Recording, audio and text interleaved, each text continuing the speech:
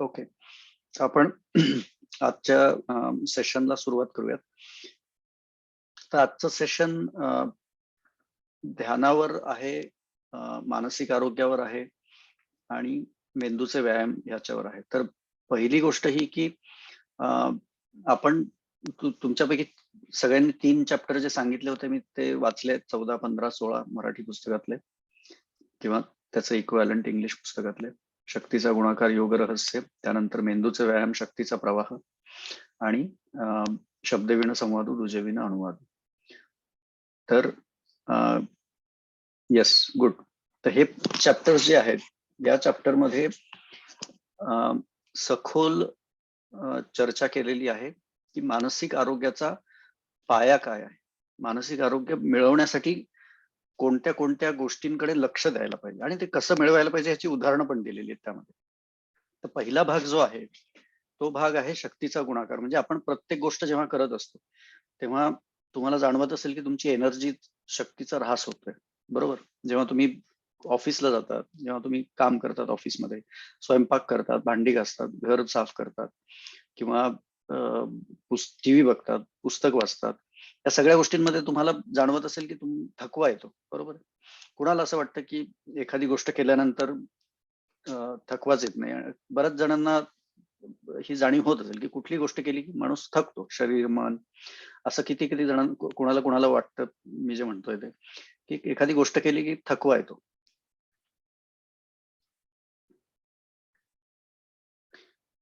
तुम्ही अनम्यूट करूनही सांगू शकतात किंवा मेसेंजर मध्येही हे करू शकतात. Yes, Manisha, okay. अमृता, तुम्हालाही होतं. ही साधारण सर्वांचीच प्रकृती अशीच असते की काही कुठलीही गोष्ट केली, ऍक्टिव्हिटी केली, जाऊन सामान आणलं, कुणाशी फोनवर बोललो, कुणाला रागवलं, इव्हन जेवण केल्यावरही थकवा येतो बऱ्याच जणांना, किंवा खूप जेवले आता थकली हो, असं बऱ्याच जणांना होतं. किंवा टीव्ही बघला, मूवी बघितला, त्यातूनही थकवा येतो. शांतपणे 3 तास एका जागी बसून मूवी बघितलेला असतो तरी थकवा येतो. किंवा कोणाशी गप्पा मारत असतो तरी थकवा येतो. टीव्ही मध्ये न्यूज बघत असतो तरी थकवा येतो. काही काम केलं, स्वयंपाक केला बाबा 2-4 जणांचा सकाळी, त्यानेही थकवा येतो. पुन्हा 5 मिनिटं बसावं वाटतं, दम लागतो. आता तुम्ही ज्या घटना करतात, जर मी तुम्हाला सांगितलं की त्या प्रत्येक घटनेतून तुम्हाला शक्ती वापस मिळू शकते. आता सध्या तुम्ही हे मान्य केलंय की प्रत्येक गोष्ट केल्यानंतर थकवा येतो शरीराला, मनाला, आणि आराम करावा वाटतो. आता मी जर तुम्हाला सांगितलं की ह्या प्रत्येक घटनेतून तुम्हाला शक्ती पुन्हा मिळेल, तुमच्या शक्तीचा गुणाकार होईल. आता ही शक्ती कुठली? ही चैतन्य स्वरूपातली शक्ती. ही तुमच्या शरीरात जी नाड्यांमधून वास करते ती शक्ती, आणि शरीराची शक्ती पण त्याला अनुसरूनच असते. तर शरीरात जो उत्साह असतो तो त्यातूनच येतो. आता एखादी गोष्ट आपण नॉर्मल माणूस करतो आणि एखादी गोष्ट एखादा योगी किंवा पोहोचलेला साधू करतो. त्यामध्ये काय काय फरक असतात? तुमच्यापैकी कोण कोण सांगू शकेल की एखादा योगी माणूस आहे किंवा साधू माणूस आहे? बरेच जण बघतात जगद्गुरु शंकराचार्यांची. हॅलो सर, आवाज येत नाहीये अजिबात. येतोय. बाकीच्यांना येतोय सगळ्यांना. कुणाला येत नाही? जान्हवी, तुम्हाला येत नाहीये का? एकदा पुन्हा डिस्कनेक्ट करून कनेक्ट करून पहा, कारण बाकीच्या सगळ्यांना आवाज येतोय व्यवस्थित. सर, मला वाटतं योगी देहरहित काम करतात, आत्म्याला बाजूला ठेवून काम करतात, देहाला विसरतात, आणि म्हणून ते थकत नाही. कारण त्यांनी मन त्यांच्या चैतन्य शक्तीकडे एकाग्र केलेलं असतं, जे आम्ही जीवात्मे आहोत सो कॉल्ड, म्हणजे आध्यात्मिक शब्द आहे हा, ते करत नाही. आम्ही देहाकडे जास्त लक्ष देतो. करेक्ट. आणि आपण कुठल्याही गोष्टीमध्ये, म्हणजे आता पहिली गोष्ट ही तर आहे की आपल्या कुठल्याही गोष्टीमध्ये एकाग्रता नसते, बरोबर. की आपण एखादी गोष्ट करायला घेतली, समजा पुस्तक वाचत असो, तर त्यामध्ये आपण 10 इंटरप्ट करतो, स्वतःच करतो, आणि इतरांनी कोणी केलं तर ते ऍडिशनल इंटरप्शन. जेव्हा कोणी फोन केला, कोणी बोलवलं, कोणी हाक मारली, ते ऍडिशनल इंटरप्शन. मध्येच आपण टीव्ही बघणार, मध्येच आपण मोबाईल चालणार, मध्येच आपण कोणी बाहेर काय चाललंय ते बघणार खिडकीतनं, मध्येच पाणी प्यायला उठणार, मध्येच बाथरूमला लघवीला जायचं असेल, काय असेल, इतर गोष्टींसाठी उठणार. तर आपण बऱ्याच गोष्टींमध्ये स्वतः इंटरप्शन लावतो. आणि तिथे आपली एकाग्रता शक्यतो फार वेळ टिकतच नाही. म्हणजे कुठल्याही घटनांमध्ये, कुठल्याही क्रियेमध्ये आपली एकाग्रता टिकत नाही.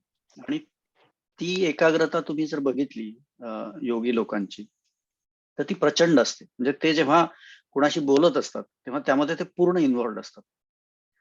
आणि जेव्हा ते एखादं काम करत असतात, मग ते कुठले झाडू मारण्याचं असो, स्वयंपाक करायचं असो, भांडे घासण्याचं असो, किंवा कोणाला काही ज्ञानार्जन हे करायचं असो, लेक्चर देणं असो, किंवा पुस्तक वाचणं असो, किंवा कुठे चालणं असो, व्यायाम असो, काही असू देत, ध्यान असू देत, प्रत्येक गोष्टीमध्ये त्यांचं समर्पण 100% असतं, एकाग्रता 100% असते. म्हणजे त्यांच्या प्रत्येक क्रियेमध्ये मन, आत्मा, शरीर, बुद्धी, इंद्रिय यांचा योग झालेला असतो, यांचं युनियन झालेलं असतं.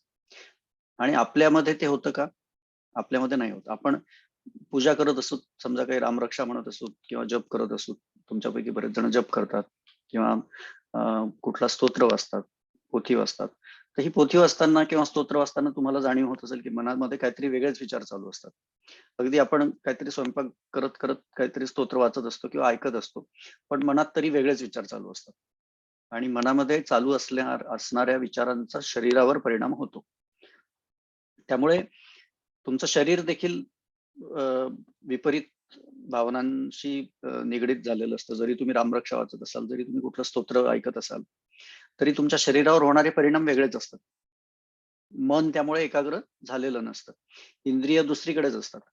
तर आता ह्या सगळ्या गोष्टींच्या मध्ये तुम्हाला जाणवत असेल की कुठलीही घटना करताना तुमच्यामध्ये आणि योगीमध्ये काय फरक आहे, की तो या सगळ्यांचं युनियन, सगळ्यांचा योग साधतो कुठलीही गोष्ट करताना. आणि आपण काय करतो, आपण तो योग साधू शकत नाही, कारण आपण बऱ्याच गोष्टी मल्टीटास्किंग करतो एकतर. दुसरी गोष्ट, आपण मल्टीटास्किंग करत असतानाही आपलं मन तिसरीकडेच असतं. म्हणजे 2 गोष्टी करत असलो तरी मन तिसऱ्याच गोष्टीकडे असेल, जी गोष्ट आपण सध्या करत नाहीये. मन भूतकाळातल्या कुठल्या गोष्टीत असेल किंवा भविष्यकाळातल्या कुठल्या गोष्टीत असेल, ते वर्तमानात सहसा थांबत नाही. तर तो एक प्रॉब्लेम असतो. मग आता ध्यानाची तुमच्या मते व्याख्या काय आहे? आता आपण बघितलं की साधू पुरुष किंवा योगी लोक त्यांचं मन, आत्मा, शरीर, इंद्रिय, बुद्धी यांचा योग साधून प्रत्येक घटनेमध्ये, प्रत्येक क्रियेमध्ये ते साधून ती घटना आणि क्रिया करत असतात. तर ध्यानाची तुमच्या मते व्याख्या काय? तुमच्यापैकी कोणाला व्याख्या सांगता येईल? जी काय असेल ते, बऱ्याच स्थित व्याख्या आहेत. स्थित स्थितप्रज्ञता. स्थितप्रज्ञता. आता स्थितप्रज्ञतेचा अर्थ किंवा त्याचे गुणविशेष हे इतके आहेत की त्याच्यावर अख्खी गीता सांगितलेली आहे कृष्णाने. त्यामुळे आणि 52 ते 54 ते 72 जे श्लोक आहेत दुसऱ्या अध्यायातले, त्यामध्ये त्याने स्थितप्रज्ञेची लक्षणं सांगितली आणि बाकीच्या अध्यायामध्ये देखील स्थितप्रज्ञे बाबतीत बोलतोच आहे कृष्ण सातत्याने.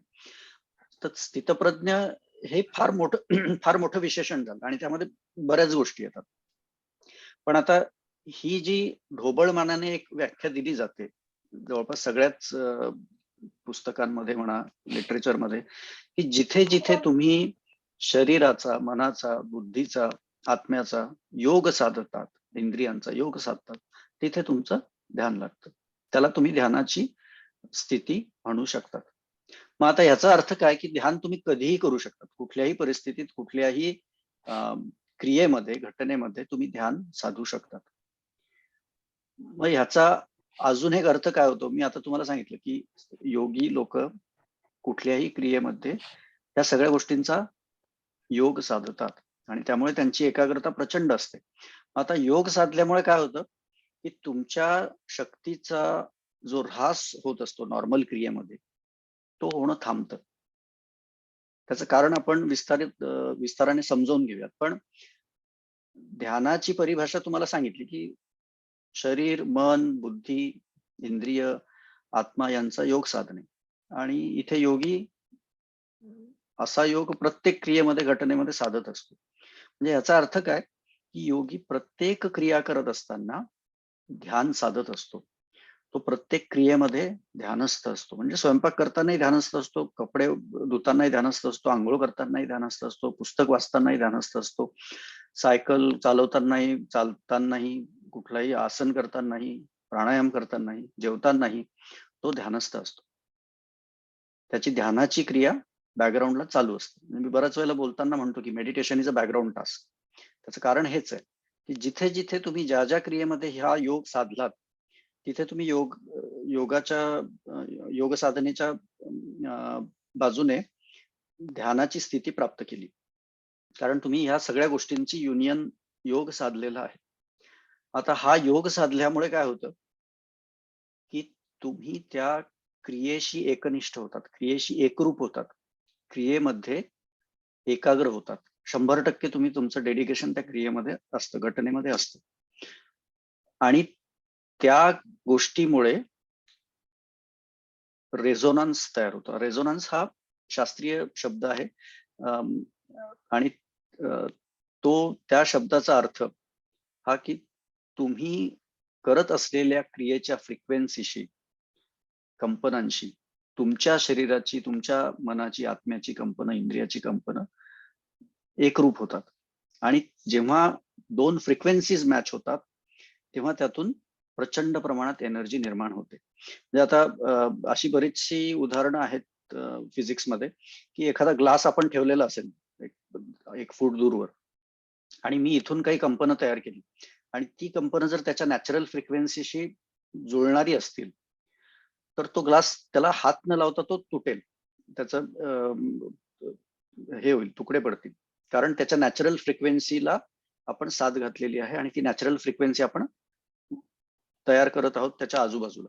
जेव्हा त्याच्या नॅचरल फ्रिक्वेन्सीशी जुळणारी फ्रिक्वेन्सी त्याला दिसते तेव्हा तो देखील त्या फ्रिक्वेन्सीशी जुळवून घेण्याचा प्रयत्न करतो. आणि जेव्हा त्याच्या फ्रिक्वेन्सीशी जुळवून घेण्याचा प्रयत्न करताना तो ज्या फ्रिक्वेन्सीला येतो आणि त्या 2 फ्रिक्वेन्सी सेम फ्रिक्वेन्सी मधून, युनियन मधून जी एनर्जी निर्माण होते ती प्रचंड असते.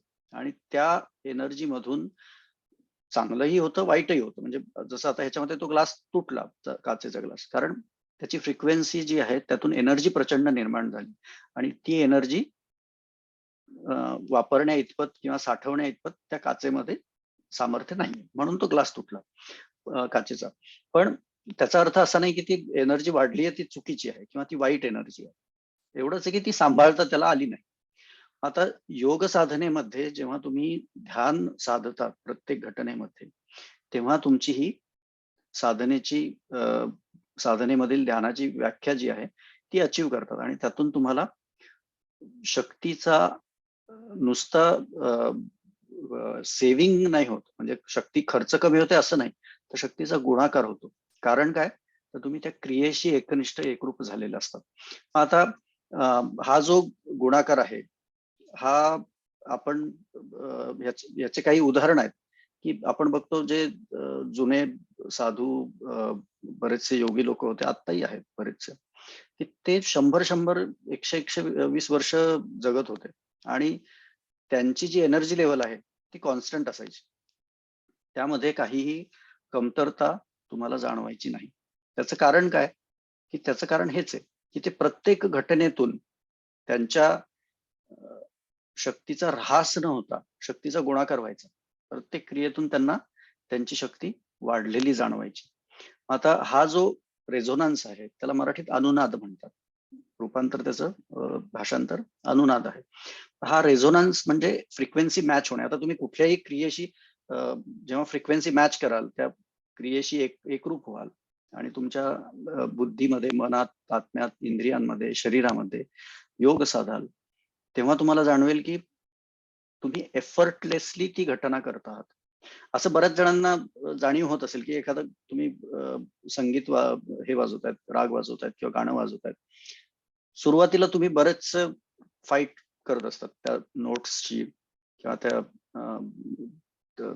तालाशी, आणि मग नंतर तुम्हाला जाणवतं की एकदा तुमची ती मसल मेमरी चांगली झाली, डोक्यामध्ये ती ताल फिट बसली आणि ते नोट्स फिट बसले की मग तुम्हाला लक्षही द्यावं लागत नाही आणि ते आपोआप चालू राहतं. मग तिथे तुम्हाला शक्ती काहीच खर्च करावी लागत नाही. असं बाकीच्या गोष्टींमध्ये पण होतं. सुरुवातीला एखादी नवीन रेसिपी तुम्ही तयार करत असतात तेव्हा तुम्हाला प्रचंड ताण असतो की कुठं काय जास्त पडतं का, हे किती घ्यायचं, कसं घ्यायचं, त्याला किती टेम्परेचर पर्यंत तापवायचं, किती वेळ भिजवायचं. पण एकदा ती रेसिपी कळाली, आत्मसात झाली, की तुम्हाला ती एफर्टलेसली करता येते. मग त्यामध्ये तुमची शक्ती अजिबात खर्च होत नाही. तसंच सुरुवातीला 5 किलोमीटर चालायचं असेल तर तुम्हाला प्रचंड थकवा येतो. पहिल्या दिवशी तुम्ही एकदा चालले की 5 दिवस बसून राहता, की मी 5 दिवसापूर्वी चाललो 5 किलोमीटर. तर मला 5 दिवस आराम करावा लागेल. पण ती एकदा सवय झाली शरीराला, की मग ती गोष्ट एफर्टलेसली तुम्ही करू शकता. मग त्यामधून तुमच्या शक्तीचा ऱ्हास हा होणं थांबतं किंवा कमीत कमी होतो. जेवढी गरज आहे तेवढाच होतो. त्याच्यापेक्षा जास्त अजिबात होत नाही. तर आता हे सगळं होण्यासाठी आवश्यक काय आहे, की तुम्ही एकरूप होणं त्या क्रियेशी आणि त्या क्रियेमध्ये तुमचं सातत्यपूर्ण पद्धतीने समर्पण असेल आणि त्यातून मग तुम्हाला जाणीव होईल, की ती क्रिया शक्ती ऱ्हास न करता शक्तीचा गुणाकार करते. आता यामध्ये अजून एक फरक असतो, जो इथपर्यंत तर आपण आलो, की एकरूपता साधायची, ध्यान साधायचं प्रत्येक क्रियेमध्ये, घटनेमध्ये. पण अजून एक महत्वाचा भाग जो आहे, जो योग्यांमध्ये आणि आपल्यामध्ये मूलभूत फरक आहे प्रत्येक क्रिया करताना, तो कुठला आहे? तुमच्यापैकी कुणाला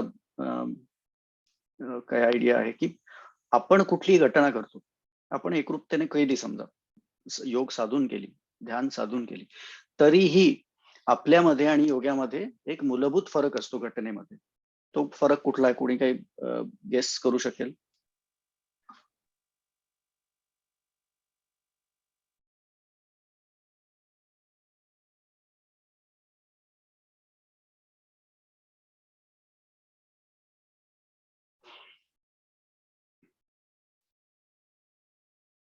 ओके, मी सांगतो की हा फरक काय आहे, की योगी प्रत्येक घटनेमध्ये त्याचा अहंकार हा कमी करत असतो किंवा तो बाजूला काढून ठेवत असतो.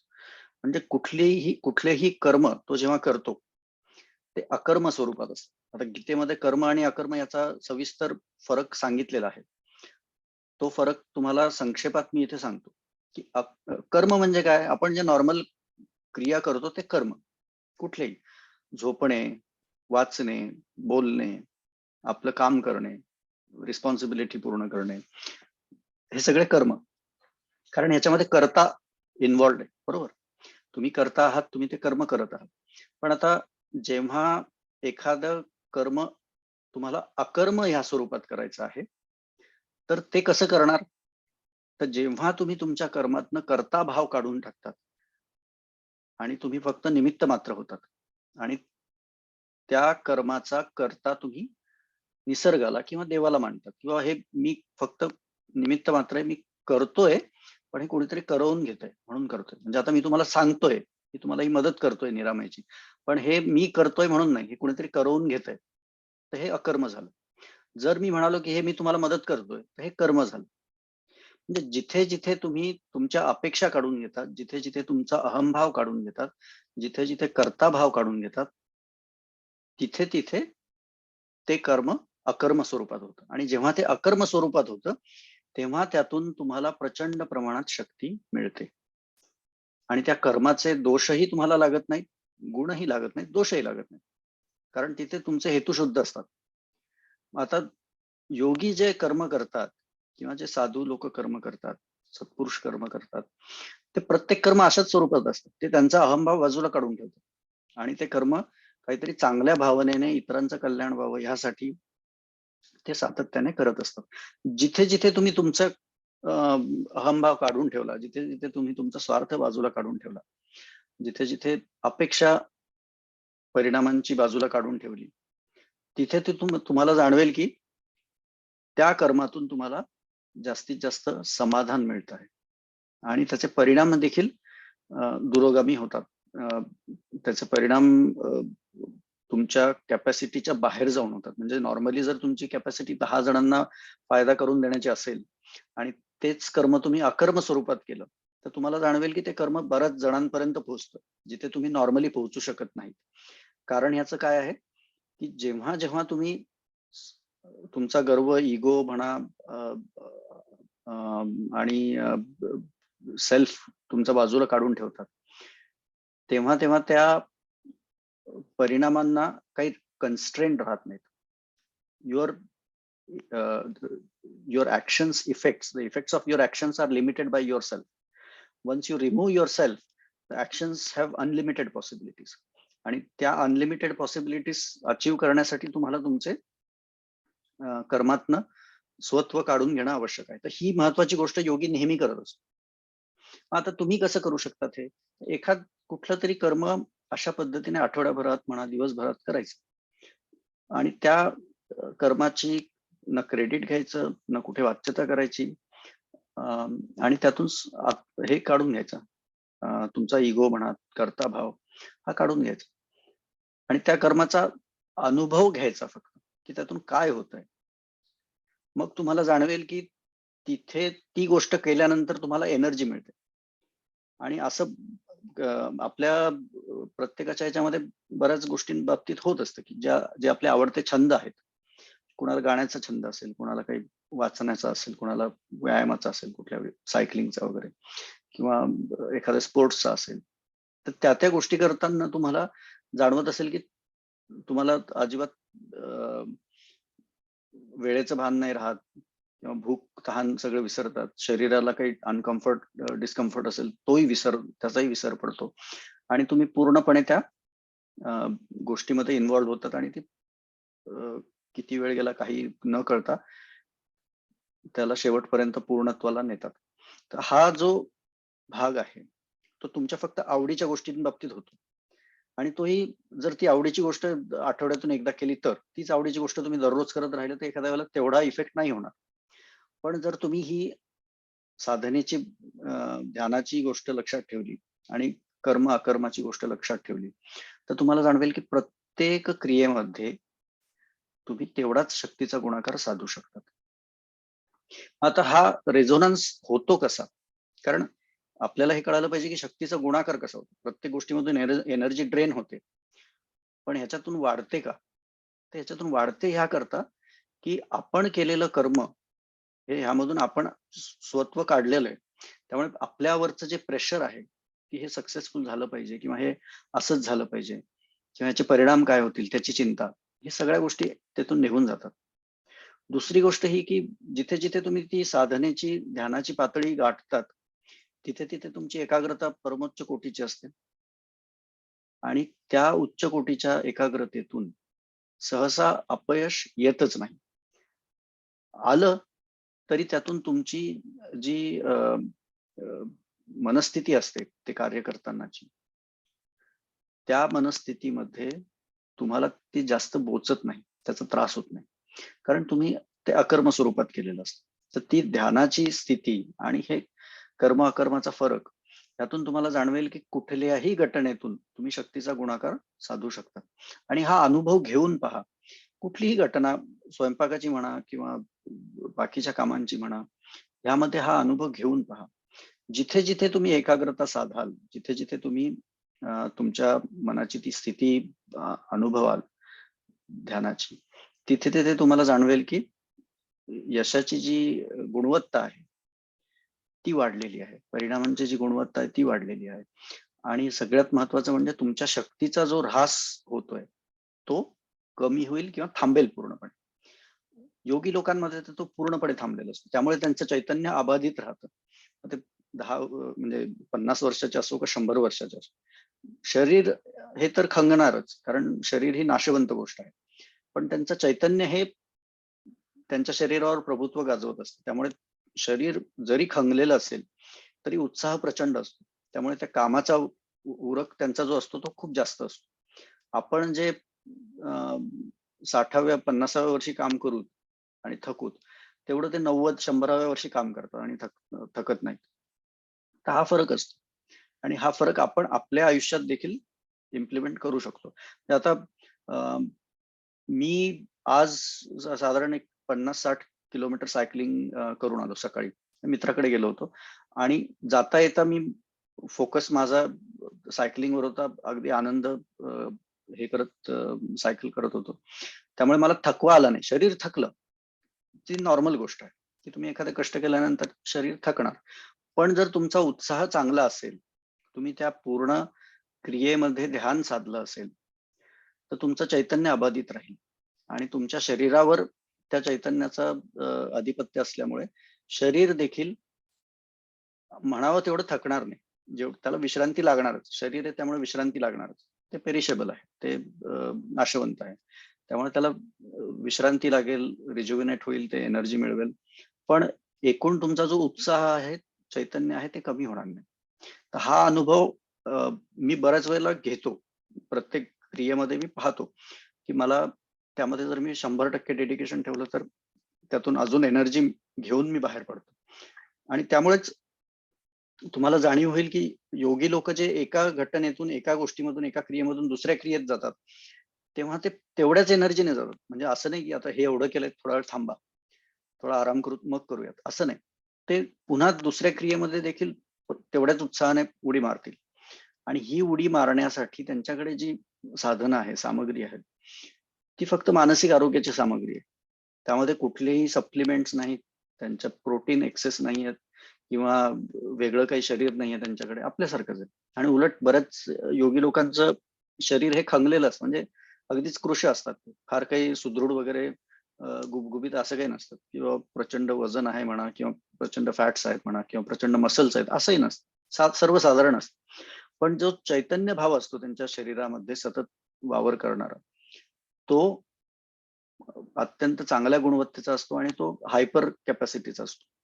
त्यामुळे त्यांना हे शक्तीचा गुणाकार साधता येतो. तर यामध्ये हा प्रयत्न करून पहा तुम्ही, प्रत्येक क्रियेमध्ये तुम्हाला हे साधता येईल. आता ह्याची काही प्रॅक्टिकल उदाहरणं कशी करायची हे आपण पाहूया. तर पुढचा जो चॅप्टर आहे मेंदूचे व्यायाम आणि त्यातले खेळ, तर ह्यात काही प्रॅक्टिकल उदाहरणं दिलेली की हे कसे अचीव करू शकतो, आणि मग त्यातून पुढे तुम्हाला तो गुणाकार साधायचा आहे. तर यात कुणाला काही शंका आहेत, काही प्रश्न आहेत? सर, याच्यामध्ये तुम्ही जे म्हणताय त्या पद्धतीने जर आपण एखादी कुठली क्रिया करायची असेल आणि त्यात आपल्याला म्हणजे काय म्हणतात ना, की आनंद निर्माण करायचा आहे किंवा समर्पण भावना निर्माण करायची आहे, तर ते या ह्याच्यामध्ये जर आपण व्हिज्युअलायझेशन केलं, की ही ऍक्टिव्हिटी आपण करणार आहोत आणि ती ऍक्टिव्हिटी आपण छान प्रकारे होते आणि त्यातनं आपल्याला आनंद निर्माण झालाय आणि मग आपण केली तर? व्हिज्युअलायझेशन मुळे देखील आनंद निर्माण होतो. पण माझं हे म्हणणं आहे की visualisation is first giving yourself a dream of outcome. आणि जिथे जिथे तुम्ही आउटकमवर डोळा ठेवून काम करत असाल, तिथे तिथे तुम्हाला प्रोसेसचा आनंद येणार नाही. बऱ्याच वेळेला प्रोसेसचा आनंद हा जास्त महत्वाचा असतो. आउटकम महत्वाचा आहेच आहे, पण आउटकमवर डोळा ठेवू नका. प्रोसेस तुम्ही जोपर्यंत त्याचा आनंद घ्यायला शिकणार नाही, त्याचा अनुभव घ्यायला शिकणार नाही, तोपर्यंत तुमचं पूर्ण लक्ष प्रोसेसवर राहणार नाही, म्हणजे त्या क्षणावर राहणार नाही. जिथे जिथे आपला डोळा किंवा एकाग्रता ह्या एंड गोलवर असते, तिथे तिथे आपल्याला लक्षात येईल की आपण प्रोसेसमध्ये शॉर्टकट्स घेऊ शकतो. We can cut corners in the process, कारण आपल्याला अचीव करायचं आहे. इथे अचीव काहीच नाही करायचं. इथे प्रत्येक क्रियेमध्ये समर्पण, एकाग्रता ठेवायची आणि तो आनंद आपोआप येईल. आनंद इज अ कॉन्सिक्वेन्स, समाधान इज अ कॉन्सिक्वेन्स. त्यामुळे त्याचीही अपेक्षा ठेवू नका. फक्त हा जो योग साधता येतोय का तो पहा. आणि तिथे जिथे एकाग्रता साधाल तुम्ही, जिथे समर्पण येईल, तिथे तो आनंद आपोआप येईल. It's a consequence. So you don't need to aim for it. It will come. The only thing is you need to prepare the ingredients. आणि ते इन्ग्रेडियंट एकदा तयार केले तुम्ही की ती रेसिपी तशीच होणार, त्याचं आउटकम तेच येणार, दुसरं येऊच शकत नाही.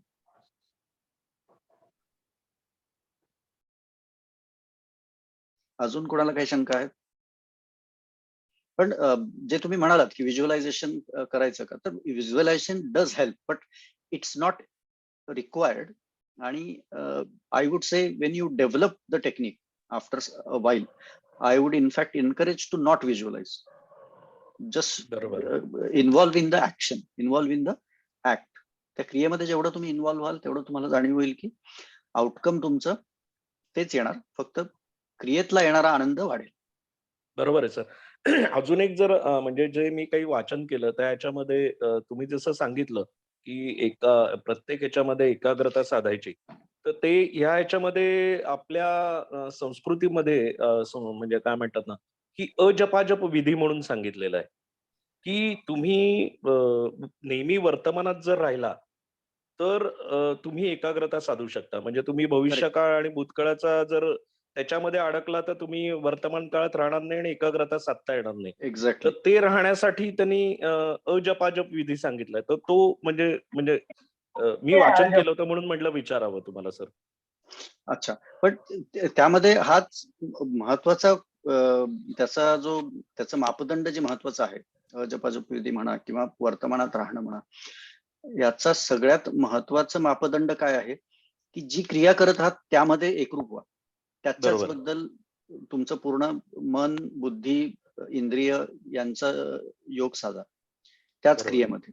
आणि जेव्हा तुम्ही त्या क्रियेमध्ये साधाल, आता जसं आपण सेशनच्या शेवटी ध्यानाचे प्रयोग करणार आहोत, तर त्यामध्ये तुम्हाला वर्तमानात जाण्यासाठी जसं 16व्या चॅप्टर मध्ये सांगितलंय, की श्वासावर लक्ष केंद्रित करा हं.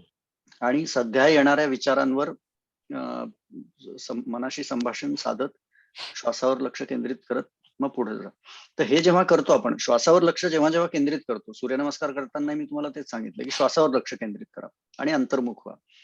तर हा जो प्रकार आहे सूर्यनमस्कार करतानाचा, तो देखील वर्तमानात तुमचं मन आणण्यासाठीच आहे.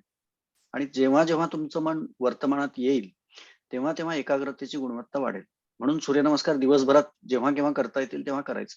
आणि ते 5-10 मिनिटं, 15 मिनिटं, 20 मिनिटं जितक्या वेळ सूर्यनमस्कार कराल, तितका वेळ तुमचं मन 100% वर्तमानात राहील, जेव्हा जेव्हा तुम्ही श्वासावर लक्ष एकाग्र कराल. हा एक बरोबर. महत्वाचा फायदा आहे.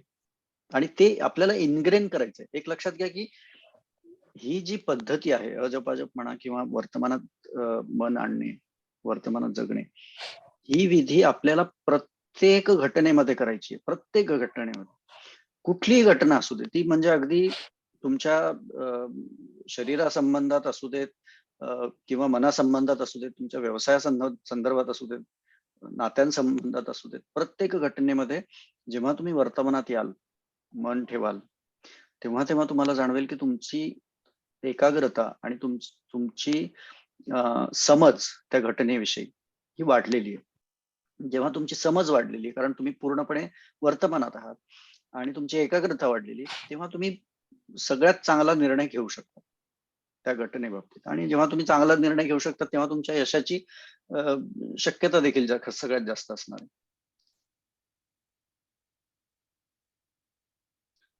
अजून कोणाला काही शंका आहेत, प्रश्न आहेत?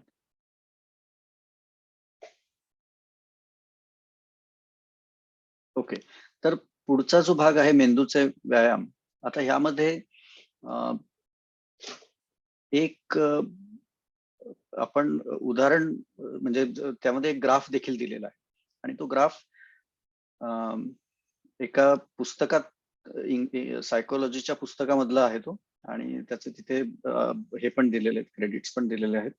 तर तो ग्राफ हा बेसिकली तुमचे कौशल्य आणि तुमचे आव्हान, म्हणजे चॅलेंजेस अँड स्किल, यामधला तो ग्राफ आहे. तर मी स्क्रीन शेअर करतो आणि तुमच्याकडे पुस्तक जर असेल तर त्या पुस्तकामधून देखील तुम्ही पाहू शकता तो.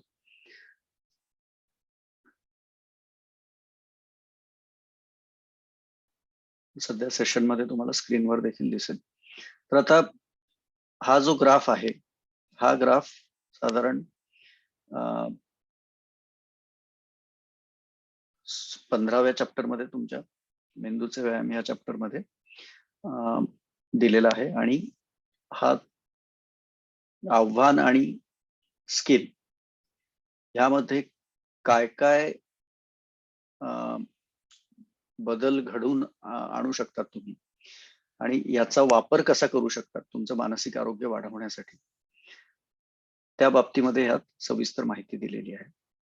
आता आपण तुमच्यापैकी बऱ्याच जणांनी पहिल्यांदा 5 किलोमीटर चालण्याचा प्रयत्न केला किंवा 10 किलोमीटर चालण्याचा प्रयत्न केला. बऱ्याच जणांनी पळण्याचा प्रयत्न केलाय, सायकलिंगचा प्रयत्न केलाय.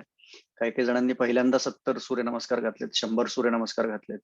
तर हा जो प्रकार आहे, जेव्हा जेव्हा तुम्ही तुमच्या कौशल्याच्या पलीकडे थोडं जाऊन करतात, तुमच्या कॅपॅसिटीच्या थोडं पलीकडे जाऊन करतात, तेव्हा तुम्हाला प्रचंड प्रमाणात हॅपी हॉर्मोन्स रिलीज होतात. एक तर तुमच्या शरीरामध्ये तुमचा सेल्फ कॉन्फिडन्स वाढतो, काहीतरी अचीव्ह केल्यामुळे आनंद मिळतो. आणि ह्या सगळ्यांचा परिणाम तुमच्या मानसिक आरोग्यावर होतो, सकारात्मक होतो आणि तुमची स्किल लेवल देखील वाढते. तर आता हा एक सर्वमान्य अगदी उद्या म्हणलं तर उद्या तुम्ही स्वतःवरती प्रयोग करू शकाल आणि प्रूव्ह करू शकाल स्वतःला, असा प्रयोग आहे. तर हा प्रयोग करताना काय करायचं, की कुठलीही स्किल घ्या.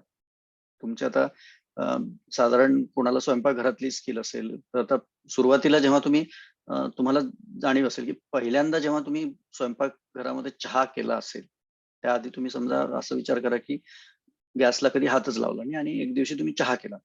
तर त्या दिवशी जेव्हा तुम्ही चहा केलात पहिल्यांदा, आईने, वडिलांनी काय सांगितलं असेल तुम्हाला आणि तुम्ही ते फॉलो केलं असेल. मग तो चहा काय जे ठीक-ठाक झाला असेल किंवा चांगल्या टेस्टचा झाला असेल, तो झाला असेल. पण तो चहा करणे ही क्रिया जी आहे, ही तुमच्यासाठी त्यावेळेला आव्हानात्मक होती आणि त्या स्किल लेव्हलच्या बाहेर जाऊन तुम्ही, तुमच्या कॅपॅसिटीच्या बाहेर जाऊन तुम्ही ती नवीन स्किल हे केली, अर्न केली, शिकलात आणि तुमच्या कम्फर्ट लेव्हलच्या बाहेर जाऊन तुम्ही ती क्रिया केली. ते चॅलेंज घेतलं. आता जेव्हा-जेव्हा तुम्ही कम्फर्ट लेव्हलच्या बाहेर जाल, तेव्हा-तेव्हा तुम्हाला जाणवेल, की पहिल्यांदा जेव्हा तुम्ही चहा केला असेल, तेच उदाहरण घेऊयात आपण आणि बाकीच्या सगळ्या उदाहरणांना ते तसंच ॲप्लिकेबल आहे. पहिल्यांदा जेव्हा तुम्ही चहा केला असेल, तेव्हा तुम्हाला जाणवलं असेल, की तुम्ही तुमच्या त्या क्रियेमध्ये, प्रक्रियेमध्ये, स्वयंपाकाच्या त्या पाककलेमध्ये, पाकक्रियेमध्ये तुमची एकाग्रता प्रचंड होती.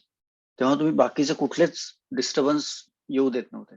कोण काय बोलतंय, बाकीच्या कुठल्याच गोष्टींकडे तुमचं लक्ष नव्हतं. चहामध्ये किती साखर टाकायची आहे, किती चहापूड टाकायची आहे, किती वेळ उकळू द्यायचंय, मग त्यानंतर दूध किती टाकायचंय, त्यामध्ये इलायची टाकायची आहे का, आलं टाकायचंय का, हे सगळं तुम्ही विचार करत होते आणि त्याचबद्दल विचार करत होते. बाकीच्या कुठल्याच गोष्टी तुमच्या मनामध्ये येऊ देत नव्हत्या.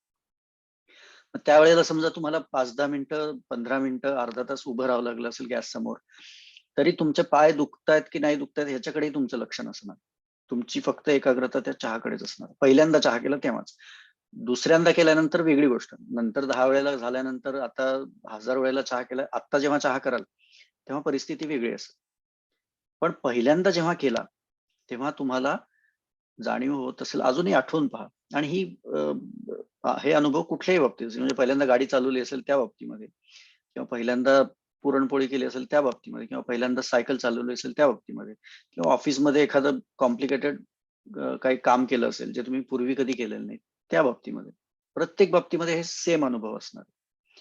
आता तिथे जेव्हा तुम्ही तुमच्या कम्फर्ट झोनच्या बाहेर जाऊन काहीतरी केलं आणि ते यशस्वी झालात, नवीन स्किल शिकलात, तर यात होतं काय, की तुमच्या शरीराला काही जरी डिस्कम्फर्ट होत असेल तेव्हा त्या कालावधीमध्ये, तरी त्याकडे दुर्लक्ष होतं आणि पूर्णपणे तुमचं एकाग्रता त्या क्रियेत असते, जी क्रिया तुम्ही करत आहात. मग ती अगदी क्षुल्लक साधी असेल चहा करण्यासारखी किंवा खूप कॉम्प्लिकेटेड असेल, काही ऑफिस मधलं डिझाईन करण्यासाठी किंवा कुठली कॉम्प्लिकेटेड रेसिपी असेल घरातली किंवा घरात काही ट्रान्झिस्टर बिघडला असेल किंवा लॅपटॉप बिघडला असेल, ती दुरुस्त करण्याची क्रिया असेल.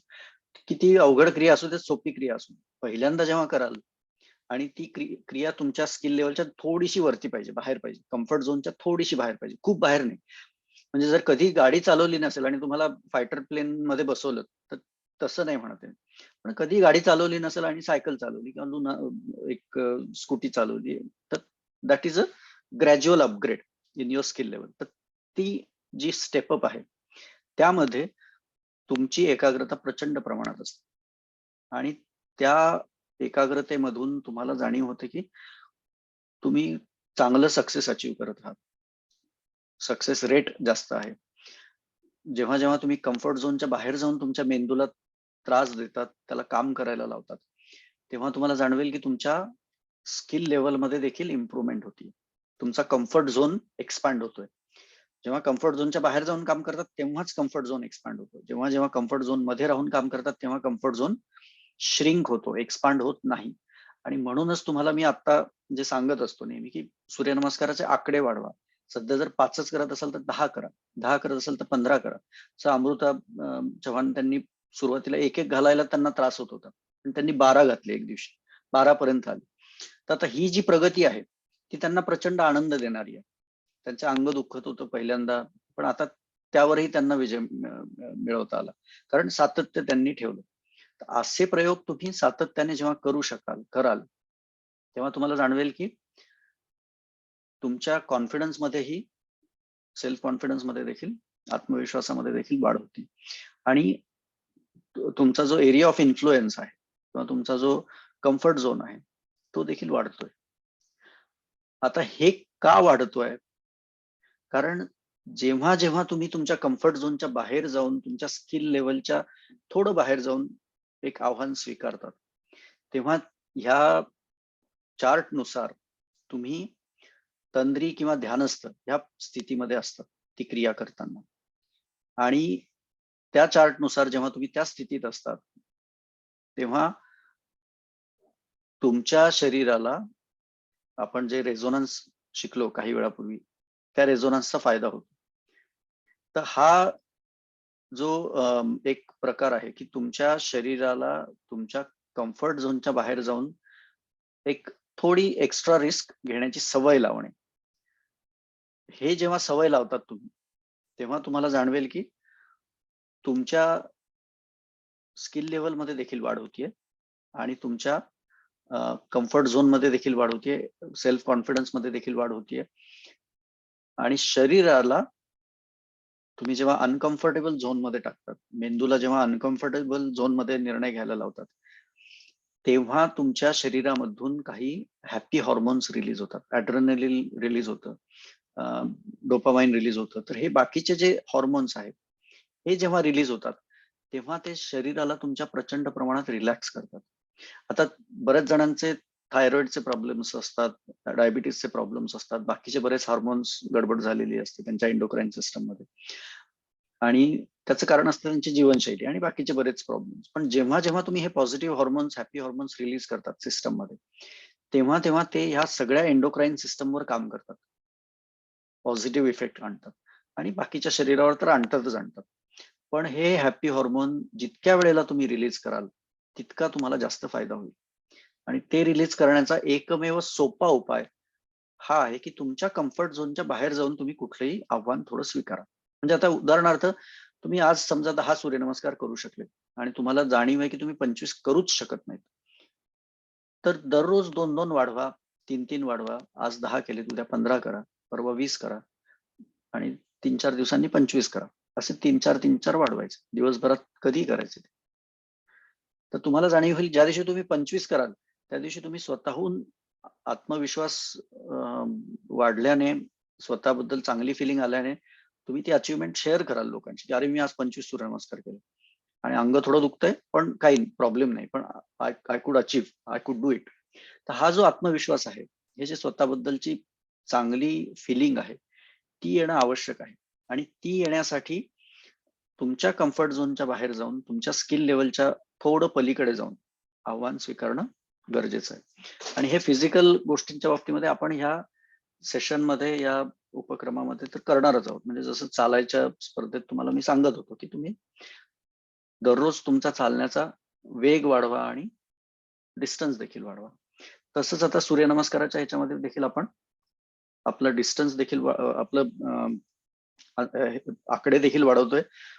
50-100 पर्यंत तुम्हाला अचीव्ह करता आलं पाहिजे. सध्या तुम्हाला वाटेल की हे अशक्य आहे, पण तुम्ही ते सहजपणे अचीव्ह करू शकतात जर तुम्ही ग्रॅज्युअली, सातत्यपूर्ण पद्धतीने प्रगती साधली.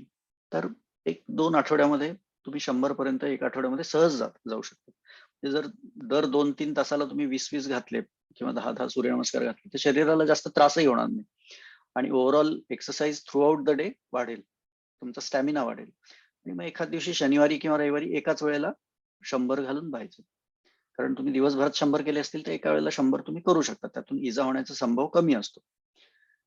असे प्रयोग करत राहिलं पाहिजे, तर त्यातून तुम्हाला जाणीव होईल की तुमच्या त्या क्रियेमध्ये तुमची स्थिती ही ध्यानस्थ किंवा तंद्री लागलेली आहे. आणि जेव्हा जेव्हा ही तुमची ध्यानस्थ स्थिती होईल तेव्हा तुम्हाला हे सगळे फायदे होतील. तर हे मेंदूचे जे व्यायाम आहेत हे प्रत्येक प्रकारात करू शकतो आपण. म्हणजे कुठे प्रवासाला चालले असाल तर तिथे एखाद दिवस अशा ठिकाणी जा की जिथे तुम्ही कुठला गुगल मॅप वापरणार नाहीत, काहीच वापरणार नाहीत, लोकल जेवणाचे प्रकार, क्विझिन्स खाल, लोकल प्रवास पद्धती अवलंबाल, लोकल बसेस किंवा मेट्रो यातून प्रवास कराल.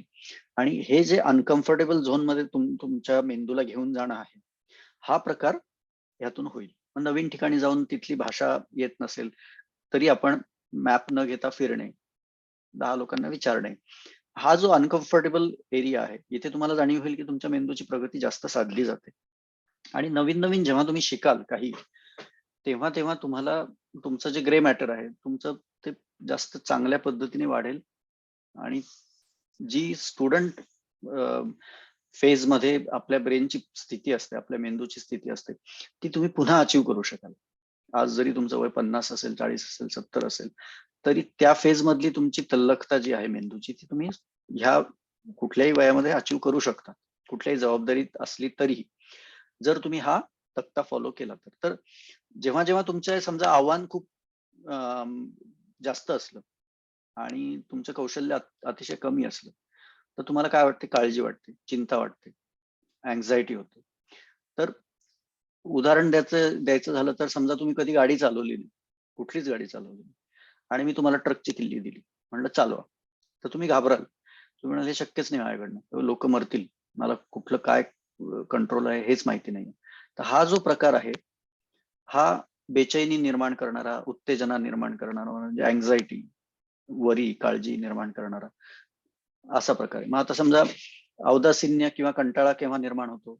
जेव्हा तुमचे चॅलेंजेस हे अत्यंत कमी गुणवत्तेचे आहेत तुमच्या स्किल लेवलपेक्षा. म्हणजे समजा तुम्ही पीएचडी केलेली आहे, खूप कॉम्प्लिकेटेड विषयामध्ये पीएचडी केलेली आहे, आणि मी तुम्हाला सांगितलं की लहान मुलांना फक्त 2चे 3चे पाढे शिकवायचे तुम्हाला, किंवा हे एक साधं काम आहे, याच्यामध्ये जास्त काही डोकं लावायचं नाहीये, हे करायचंय.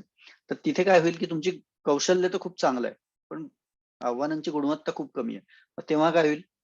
तेव्हा कंटाळा येईल, तेव्हा औदासीन्य येईल, म्हणजे फ्रस्ट्रेशन, बोर वाटणं होईल. हा जो प्रकार आहे आव्हानांचा आणि कौशल्यांचा, तो आपल्याला योग्य मेळ घालता आला पाहिजे. म्हणजे आपल्या कौशल्यापेक्षा आपलं आव्हान नेहमीच थोडस एक स्टेप पुढे पाहिजे. आणि ते प्रत्येक बाबतीमध्ये आपल्याला करता येणं शक्य नसतं, कारण प्रत्येक बाबतीमध्ये आपल्याला कंट्रोल नसतो. म्हणजे ऑफिसमध्ये तुम्हाला आव्हानात्मक परिस्थिती मिळेलच असं नाही, पण बाकीच्या ह्याच्यामध्ये तुम्ही नक्कीच करू शकता. मग आता ती परिस्थिती आपण सूर्यनमस्कारामध्ये नक्की अचीव करू शकतो, किंवा आपले सूर्यनमस्काराचे आकडे वाढवायचे आपल्याला, आणि त्या परिस्थितीमध्ये आपले परफॉर्मन्स कसा असेल, आपण अचीव किती करू शकू, आणि त्यातून कसे पॉझिटिव्ह हॅपी हॉर्मोन्स तयार होतील आणि आपला आत्मविश्वास वाढेल, हे आपण जाणीवपूर्वक त्याचा अनुभव घ्यायचा आहे. या आठवड्यामध्ये आपण नक्की घ्यायचा. आता यामध्ये कोणाला काही शंका आहेत?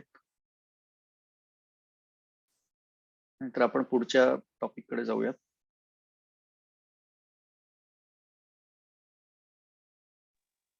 सर थोडक्यात तुम्ही जे म्हणताय खूप छान पद्धतीने विश्लेषण केलं तुम्ही.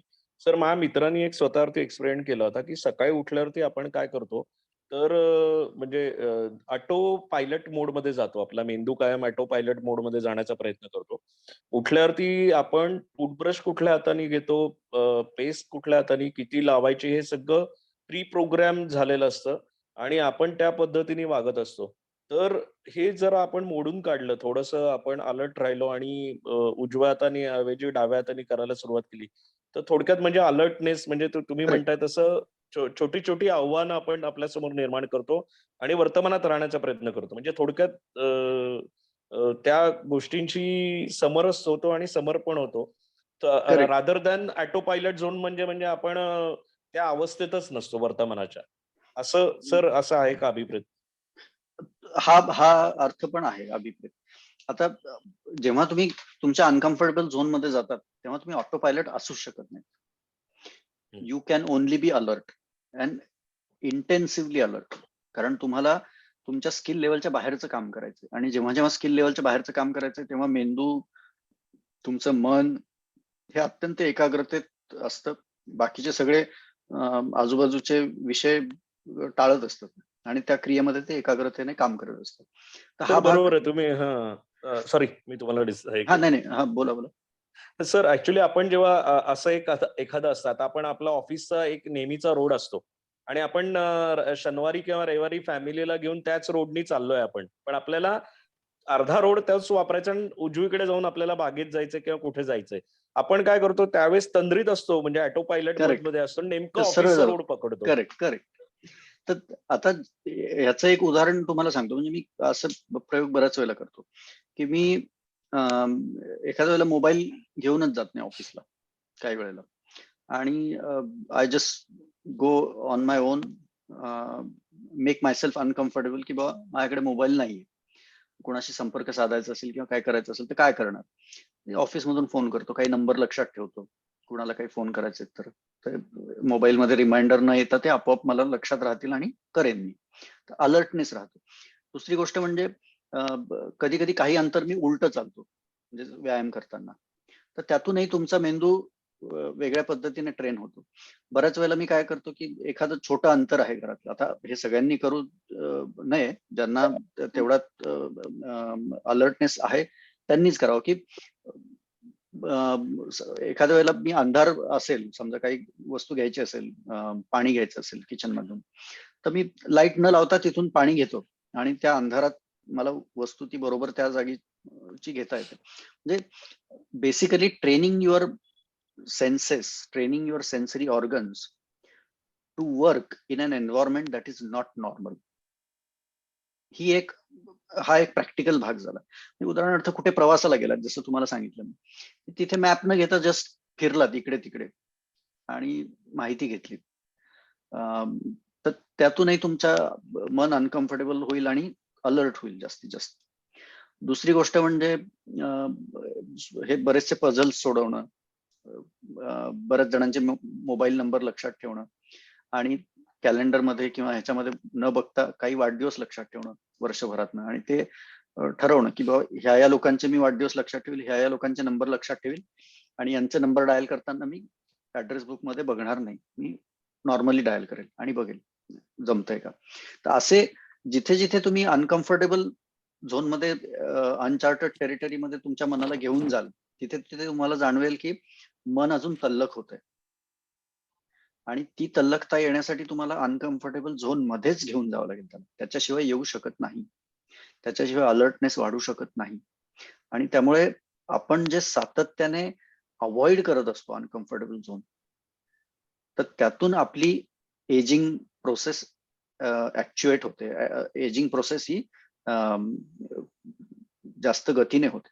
तर जे लोक सातत्याने नवीन काही शिकत असतात, जे लोक सातत्याने नवीन नवीन चॅलेंजेस घेत असतात, त्यांचं शरीर एज होतं, शरीराची क्षती किंवा हे होत असते, एजिंग होत असते, पण त्यांचा उत्साह कमी नाही होत आणि त्यांचे अलर्टनेस कमी नाही होत, अलर्टनेस वाढत जातो. आता माझ्या स्वतःच्या फ्लूट टीचरचं उदाहरण सांगतो. ही इज 84 इयर ओल्ड आहे. अजूनही ते 40 मिनिटं दररोज स्विमिंग करतात आणि 2 ते 3 तास बासरी वाजवतात. इकडे मेट्रोमध्ये एकटे फिरतात सगळीकडे. त्यांचं घर जवळपास 22व्या मजल्यावर आहे. स्वतः लिफ्टने जातील, येतील, सगळीकडे सामान आणतील, फिरतील. बऱ्याच ठिकाणी शिकवायला जातात ते. आणि ही इज इंडिपेंडेंट ऍट 84. आणि याचं कारण हे की he always make sure that he goes into uncomfortable zone आणि exposes his mind to that situation. तर तिथे तो अलर्टनेस सातत्याने वाढत जातो. मन हे कधीच त्याची हे होणार नाही, काय म्हणतात त्याला, एजिंग होणार नाही. मन हे त्याचा अलर्टनेस तुम्हाला वाढवण्याचं साधन आहेत भरपूर. या 3 चॅप्टर मध्ये जसं दिलेत मी, तर ते वापरून तुम्ही अलर्टनेस वाढवू शकतात, मनाचा, मेंदूचा तल्लखपणा वाढवू शकतात. आणि ते जेव्हा वाढतील ह्या गोष्टी, तेव्हा तुम्हाला जाणीव होईल की जी एकाग्रता तुम्हाला शक्तीचा गुणाकार करण्यासाठी आवश्यक आहे, त्यासाठी जी साधनं आहेत ती ह्या चॅप्टर मध्ये मिळतील.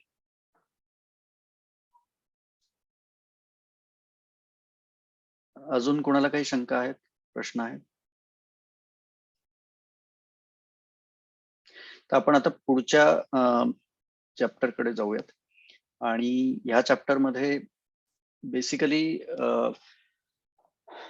महत्वाचा भाग हा आहे की आपल्या मनामध्ये जे विचार चालू असतात, त्या विचारांमधून आपण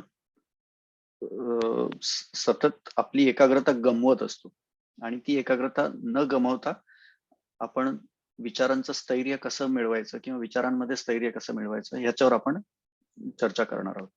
तर तुमच्यापैकी किती जणांना असं वाटतं की मन भरकटत असतं बऱ्याच वेळेला, विचार चालू असतात इकडचे तिकडचे आणि एकाग्रता कमी होते, असं किती जणांना वाटतं तुमच्यापैकी?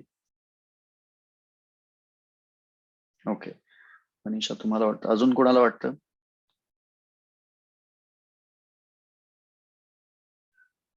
ओके, संदीप तुम्हालाही वाटतं? ओके, अमृता तुम्हालाही वाटतं, स्वाती तुम्हालाही? ओके, तर जवळपास सगळ्यांचा हा काही अधिक कमी अधिक प्रमाणामध्ये हा प्रॉब्लेम असतो.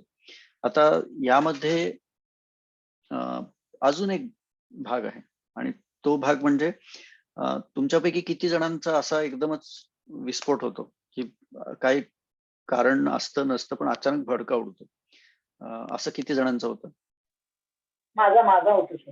ओके, मनीषा तुमचा होतो, अजून कोणाचा होतो? म्हणजे सर काही कारण ऍक्च्युली नसतं.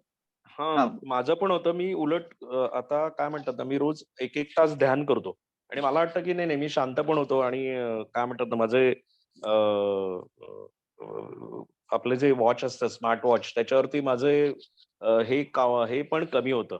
पण काय म्हणतात ना, गाडी चालवताना वगैरे जसं तुम्ही पुस्तकामध्ये दिलंय, तसं एकदम काही गर्दी असेल, कोणी चूक केली तर एकदम तोल ढळतो. हा करेक्ट मात्र माझा अनुभव आहे. आणि तुम्ही करेक्ट तसं म्हणता तसं मन पटकन भरकटलं जातं. हा एक अनुभव आहे. करेक्ट. पण जितक्या लवकर होत होतो तितक्या लवकर मी शांत पण होते, कारण लगेच मी नामावर केंद्रित करते किंवा आत्मा मी आहे आणि शरीराने कर्म केलं असा एक कन्सेप्ट क्लिअर करते. त्यामुळे मग कार्मिक बंधनात न अडकण्याकरता ते विस्फोटाचं लगेच खाली येते. पूर्वी बर, असं होत नव्हतं, पूर्वी राहत होते. अच्छा. तर आता 16व्या चॅप्टर मध्ये ह्या गोष्टी का होतात याचं एक महत्वाचं कारण त्यामध्ये विश्लेषण करून सांगितलेलं आहे की आपण बऱ्याच वेळेला आपला भडका उडतो, बऱ्याच वेळेला विस्फोट होतो भावनांचा, आपण कुणावर तरी चिडतो काही कारण नसताना, किंवा कारण असलं तरी आपण गरजेपेक्षा जास्त चिडचिड करतो, असं बऱ्याच वेळेला होतं.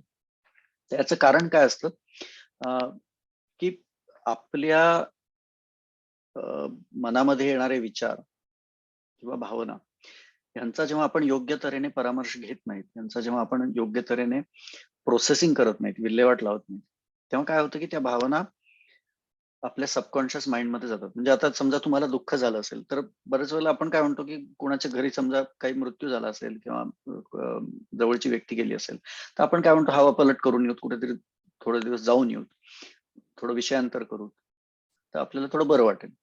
पण असं विषयांतर केल्याने, दुसरीकडे गेल्याने त्या भावनेकडे केवळ दुर्लक्ष होतं. त्यामुळे भावना नाहीशी होते का? तर नाही, भावना तिथेच असते.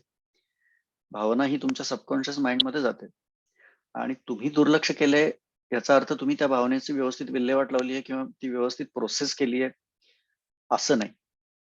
तुम्ही उलट त्याच्याकडे दुर्लक्ष केलंय. तर प्रत्येक भावनेचा, प्रत्येक विचारांचा योग्य तऱ्हेने प्रोसेसिंग झालं पाहिजे, त्याची त्याची विल्हेवाट व्यवस्थित लागली पाहिजे. नाही लागली तर ती सबकॉन्शियस माइंड मध्ये जमा होते आणि कुजते. म्हणजे जसं उदाहरण द्यायचं झालं तर समजा उष्ट अन्न तुम्ही बेसिन मध्ये टाकलं आणि त्याच्यावर पाणी सोडलं तर ते हळूहळू काय होतं की बेसिन मध्ये खाली जो पाईप असतो तिथे ते साठून राहतं. आता हळूहळू हळूहळू जसं साठतं तसं तसं ते फ्लो कमी होतो बेसिनचा आणि मग पाणी त्याच्यात तुंबत जातं आणि एक वेळ अशी येते की पूर्णच तुंबतं, मग तिथे पाणी जायला जागा राहत नाही. आणि आपल्याला काय वाटतं की आपण तर पाणी सोडलं होतं प्रत्येक कण उष्ट शीत टाकल्यानंतर, पण ते खाली जाऊन अडकलेलं असतं. तर तसंच तुमच्या सबकॉन्शियस माइंडचं, अंतर्मनाचं देखील असतं आणि प्रत्येक भावनेचा परिणाम हाच असतो, ब्लॉक करणे. आणि मग जेव्हा जेव्हा ते कुजलेली सगळी विचार, भावना, इमोशन्स या सगळ्या गोष्टी एक ठराविक क्वांटिटी पर्यंत जातात, तेव्हा त्यानंतर मग you become a like a walking gas cylinder. आणि कुठलाही छोटा स्पार्क आला तुमच्या जवळ की तुमचा स्फोट होतो, तर सिलेंडर स्फोट होतो तसा. कारण तुमच्याकडे भरपूर गॅस जमा झालेला असतो त्या कुजलेल्या विचारातून, कुजलेल्या भावनेतून. याचा उपाय काय आहे याच्यावर? तर प्रत्येक भावनेचा योग्य तऱ्हेने परामर्श घेणे, त्याची व्यवस्थित विल्हेवाट लावणे आणि सतत जे मनात विचारांचं एक वादळ चालू असतं ते थोडंसं शांत करणे. आता हे कसं करायचं? तर बऱ्याच वेळेला आपल्या मनामध्ये विचार येतात. तर आता 16व्या चॅप्टरमध्ये ते सांगितलेल्या आहेत पद्धती. तर आपण त्या 2 पद्धती त्यातल्या ध्यानाच्या आज करून बघणार आहोत प्रॅक्टिकली आणि त्याच तुम्ही रेग्युलरली करत राहायच्या. त्यातून तुम्हाला जाणीव होईल की हा त्रास बऱ्यापैकी कमी होत आहे. तर आता मनामध्ये आपले विचार येतात.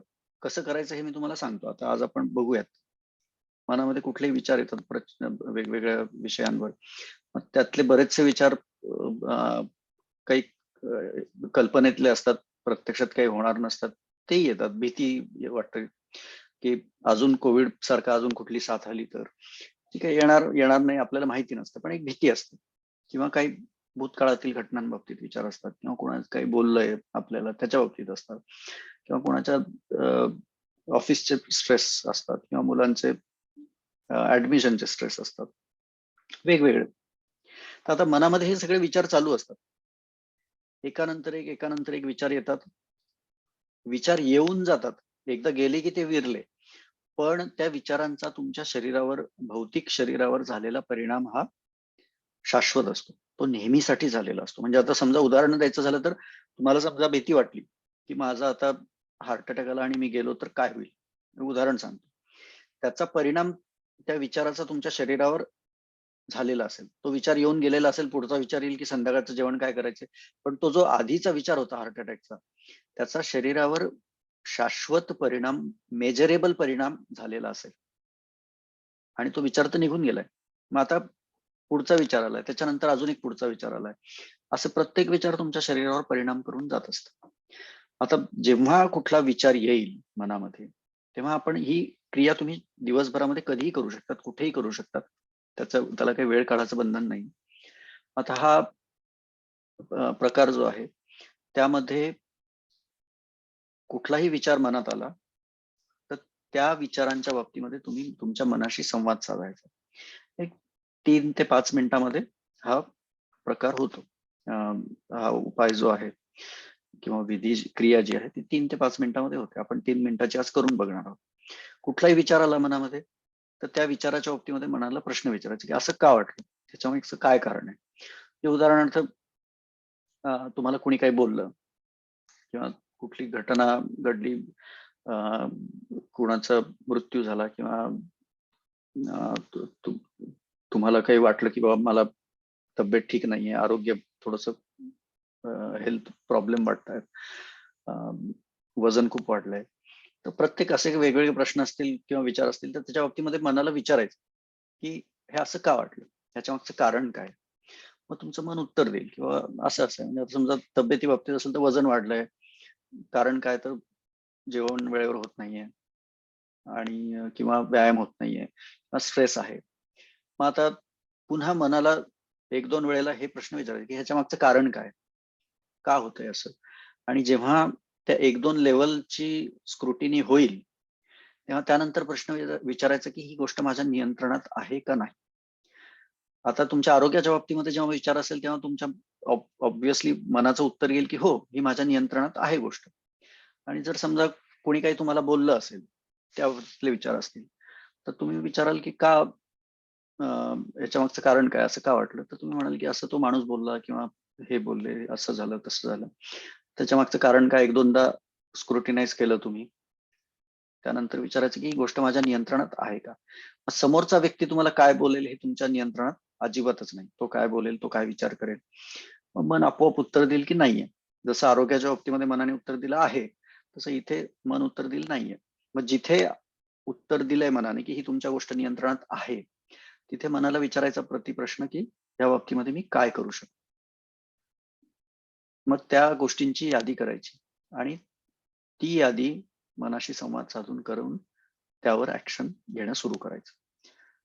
आता समजा दुसऱ्या केसमध्ये मनाने सांगितलं की ही गोष्ट माझ्या नियंत्रणात नाहीये. तर आता नियंत्रणात नाही, उदाहरणार्थ ट्रॅफिकमध्ये जसं एकदम भडका उडतो, कोणी काही फॉलो केलं नाही, तर ही गोष्ट नियंत्रणात आहे का, नाहीये. आता जेव्हा तुम्ही तुमच्या नियंत्रणात नसलेल्या गोष्टीवर तुमचा भडका उडतोय, तेव्हा मनाने हे सगळे प्रश्न विचारले की बाबा असं का वाटलं. तो त्याने सिग्नल मोडला किंवा त्याने लेन पाळली नाही, त्याच्या मागचं कारण काय माहिती नाही. मग आपण त्यामध्ये काही बदल घडवून आणू शकतो का, ही गोष्ट माझ्या नियंत्रणात आहे का. तर ऑब्व्हियसली मन म्हणेल की नाही, समोरचा माणूस कसा वाहन चालवेल हे आपल्या नियंत्रणात नाही. जेव्हा मन म्हणेल की हे नियंत्रणात नाहीये, तेव्हा आपण मनाला ह्या गोष्टीवर मी माझी एनर्जी, माझा वेळ, माझा पैसा खर्च करणार नाही, हे पटवून द्यायचं. आणि हे सातत्याने जेव्हा तुम्ही मनाला पटवाल, की जर ही माझ्या नियंत्रणातच नाहीये गोष्ट, तर ह्याच्याबाबतीत विचार करून मी काहीही करू शकत नाही. तुमच्या नियंत्रणाबाहेरच्या गोष्टीवर जेव्हा तुम्ही फोकस करतात, तेव्हा तुम्हाला फक्त हेल्पलेसनेसची भावना येते मनामध्ये, की असहाय्य मन जे असतं, असहाय्यतेची भावना जी असते, ती भावना येते. अपयश नक्कीच येतं, कारण तुमच्या हातातच काही नाही. त्यामुळे तुमच्या प्रयत्नांना यश नक्कीच येणार नाही, कारण ती गोष्ट तुमच्या नियंत्रणात नाही. तर ही सातत्याने जेव्हा तुम्ही गोष्ट पटवाल मनाला, की हे माझ्या नियंत्रणात नाही, तर मी याच्यावर विचार करून काय उपयोग? आणि जे माझ्या नियंत्रणात आहे त्याचं काय करू शकतो आणि त्याची यादी करून त्यावर काम सुरू करणे. तर आता तुम्हाला लक्षात येईल, की मनात येणाऱ्या कुठल्याही विचारावर आपण 2 पद्धतीने त्याला प्रोसेस केलं. एक तर नियंत्रणात आहे, तर त्याच्यात काय-काय करू शकतो आणि ते सुरू करेन. दुसरी गोष्ट नियंत्रणात नाहीये, तर त्याच्या बाबतीत मी विचार करणार नाही. म्हणजे सुरुवातीला मनाचा जो पॅटर्न होता, मी नुसतं विचार करणे आणि त्याचा परिणाम शरीरावर होऊ देणे आणि मन पुढच्या विचारावर निघून जायचं. तर त्याच्यात बदल काय घडवून आणलाय आपण? एकतर मनाच्या विचारांची आंदोलनं जी आहेत ती कमी केली आहेत. कारण आपण एकाच विचारावर मनाशी संवाद साधतोय. त्यामुळे पुढचा विचार थांबलाय थोडा वेळ. आपलं हे प्रोसेसिंग होऊस्तोवर. आणि त्या संभाषणातून आपण either result oriented, action oriented काम सुरू केलंय त्या विचाराच्या बाबतीमध्ये, किंवा त्या विचाराच्या बाबतीमध्ये विचार करणं बंद करायचंय म्हणून मनाला समजून सांगितलंय. तर इथे ही प्रोसेसिंग जी केलेली आहे ती फार महत्वाची आहे. त्याने काय होणार आहे? याने तुमचा पूर्ण वेळ, पूर्ण शक्ती, पूर्ण एनर्जी तुमच्या कम्फर्ट, तुमच्या नियंत्रणातल्या गोष्टींवरच खर्च होणार आहे. आणि ज्या नियंत्रणाच्या बाहेरच्या गोष्टी आहेत, त्यावर तुमची शक्ती खर्च होणं कमी होईल. तुमचा वेळ खर्च होणं कमी होईल. आता यातून तुमचा नियंत्रण कक्ष वाढेल. यातून तुमचा एरिया ऑफ इन्फ्लुएन्स वाढेल. कारण तुम्ही प्रत्येक वेळेला तुमची वेळ, तुमचा पैसा, शक्ती ही तुमच्या नियंत्रणातल्या गोष्टीवरच खर्च करत आहात. त्यामुळे सक्सेस रेट वाढेल आणि फेल होण्याचे चान्सेस कमी होतील, हेल्पलेसनेस कमी होईल. तर आता ह्यातून तुमचा जो सकारात्मक भाव वाढेल, आत्मविश्वास वाढेल मनाचा, तो एक महत्वाचा आहे. आणि प्रत्येक विचारांचं तुम्ही व्यवस्थित प्रोसेसिंग करत आहात. जे कुठला स्ट्रेस आहे, आता समजा तुम्हाला सगळ्यात मोठा स्ट्रेस असेल कुठला, त्या बाबतीमध्ये जेव्हा विचार मनात येतील, तेव्हा अशा पद्धतीने ते प्रोसेस करून लॉजिकली त्याला कन्क्लूड करायचं. तर आता हा प्रयोग आपण पुढच्या 3 मिनिटासाठी करूयात. कुठलाही विचार येऊ देत मनामध्ये. त्याला बंधन नाही. आणि विचार मनात येत नसतील, तर येईस्तोवर शांत बसायचं. विचार येण्याची वाटही नका बघू. डोळे बंद करून शांत बसायचं आणि 3 मिनिटासाठी आपण हा प्रयोग करूयात. कुणाला काही शंका आहेत याच्यामध्ये? प्रश्न विचारायचे आत्ता विचारा, नाहीतर आपण हे 3 मिनिटात सुरू करूयात.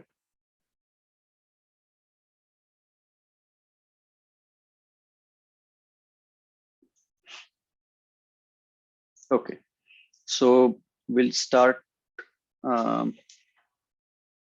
3 मिनिटाचं हे ध्यान आहे आणि यामध्ये कुठलाही विचार आला मनामध्ये तर त्याच्या बाबतीमध्ये मनाशी संवाद सुरू करायचा.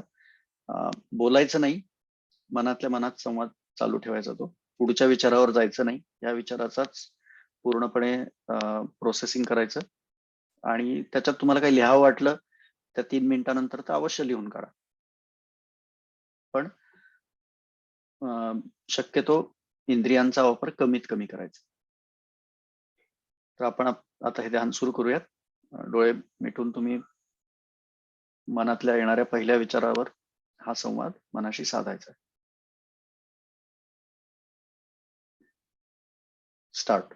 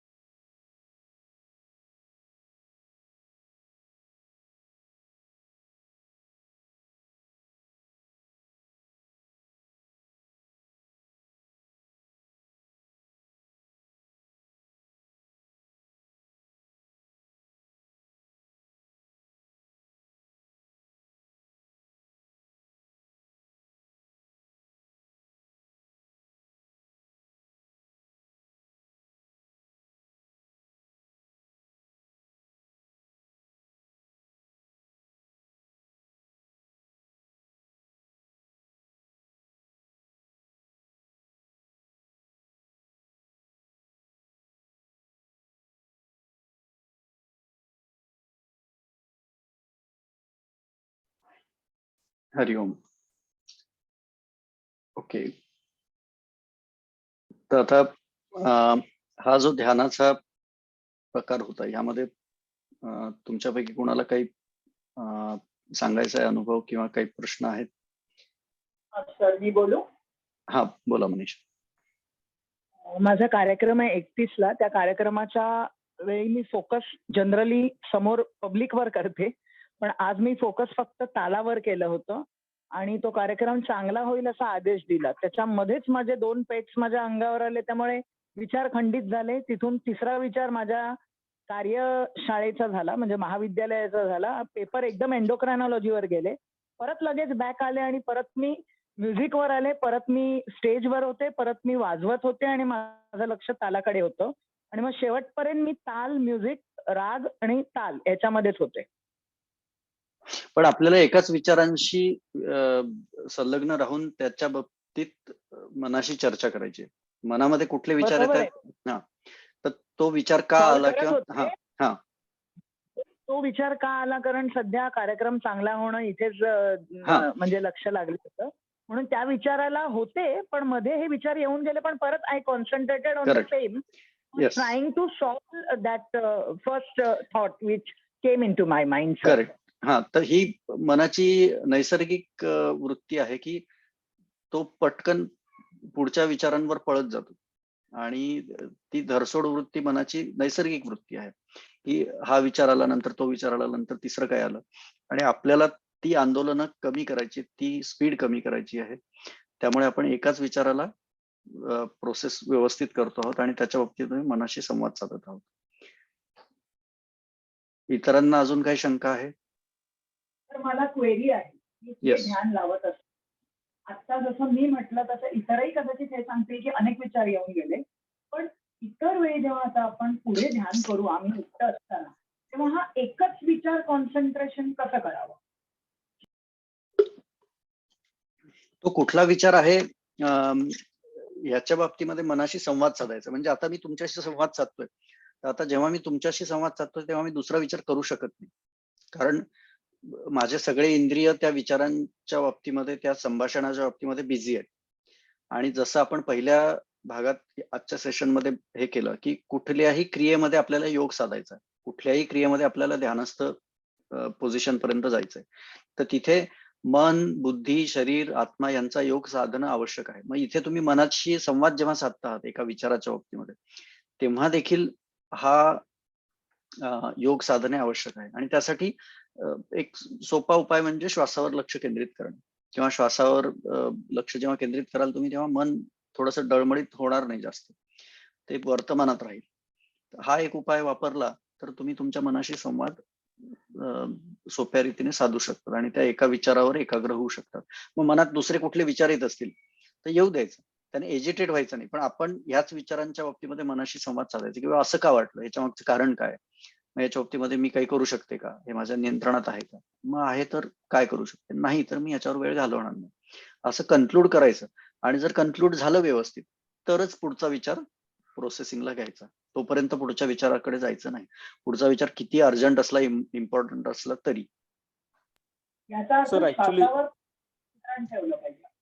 हा, करेक्ट. येस संदीप. हा सर, ऍक्च्युली तुम्ही जसं सांगितलं तसं मी आलेल्या विचारांकडे म्हणजे काय म्हणतात ना, की एक थर्ड पार्टी म्हणून बघितलं, त्रयस्थपणे, की साक्षी भावाने बघितलं की बाबा तो विचार येतोय, येऊ दे, रिॲक्ट झालो नाही, इन्व्हॉल्व्ह झालो नाही, करेक्ट. आणि आलेल्या विचारावरती फक्त काय तो विचार आहे त्याच्याकडे बघितलं, त्याला रिॲक्ट मी कुठल्याही पद्धतीने केलं नाही माझ्याकडनं. त्यामुळे तो आलेला विचार हळूचपणे निघून गेला. दुसरा विचार आला, त्याच्यावरती पण त्रयस्थपणे विचार केला, हे केलं, पण इन्व्हॉल्व्ह नाही झालो. तर आता हा जो भाग आहे हा पुढच्या प्रकारातला आहे.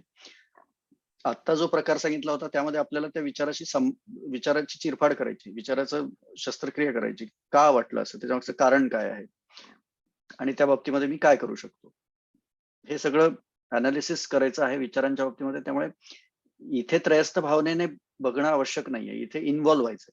पुढची जी ध्यानाची प्रक्रिया आहे त्यामध्ये आपण त्रयस्थ भावनेने विचारांचं प्रोसेसिंग करणार आहोत. आता हं. पुढचा ध्यानाचा प्रकार काय आहे? यामध्ये तर आपण विचारांच्या बाबतीमध्ये अनालिसिस केलं आणि तेच विश्लेषण सखोल करताना मनाशी संवाद साधला. आता पुढचा प्रकार काय आहे? पुढच्या प्रकारामध्ये तुम्ही मनाशी संवाद साधायचा नाही. मनामध्ये कुठलाही विचार येत असेल, किती वाईट असू देत, किती स्ट्रेसफुल असू देत, किती आनंदी असू देत, किती नकारात्मक असू देत, त्याच्या बाबतीमध्ये कुठलंही विश्लेषण करायचं नाही आणि त्या विचाराला फक्त त्रयस्थ नजरेने पाहायचं. तर तुम्हाला जेव्हा आणि हे करत असताना श्वासावर लक्ष केंद्रित करायचं, जेणेकरून वर्तमानात राहाल तुम्ही आणि विचार जो येतोय तो येऊ द्या. एक विचार येऊन जाईल, दुसरा विचार येऊन जाईल, तिसरा विचार येऊन जाईल. त्याची गती जी असेल, नैसर्गिक गती मनाची विचार करण्याची, ती असू देत. तुम्ही फक्त त्यामध्ये इन्व्हॉल्व्ह व्हायचं नाही. त्रयस्थ नजरेने, त्रयस्थ भावाने तुम्ही त्या मनातल्या विचारांकडे पाहायचं. हे करत असताना काय होईल, की हे केल्यामुळे तुमची इन्व्हॉल्वमेंट कमी होईल त्या विचारांमध्ये, पहिली गोष्ट. त्यामुळे त्यांचा तुमच्या शरीरावर होणारा परिणाम कमी होईल. तिसरी गोष्ट काय होईल, की तुम्हाला त्या विचारांचा स्थायी भाव काय आहे, तो कळेल. विचारांचा स्थायी भाव काय आहे? तर दे आर टेम्पोरल, म्हणजे ते शाश्वत नाही आहेत. आणि जर ते शाश्वत नाही आहेत, तर ते आले तसे जातील ते. आणि त्यामुळे जो मधला कालावधी आहे, जेव्हा आपण त्या विचारांना आपली इंद्रिय पुरवतो, जेणेकरून आपल्या शरीरावर त्यांचा परिणाम होतो, त्या इंद्रियांद्वारेच होतो. तर आपण त्यांना इंद्रिय पुरवतो त्या विचारांना, किंवा त्या इंद्रियाद्वारे सगळे भावना आपल्या मनाशी खेळतात आणि मग त्या भावनांचा परिणाम, भौतिक परिणाम आपल्या शरीरावर होतो. मग इंद्रियच आपण द्यायची नाही त्यांना.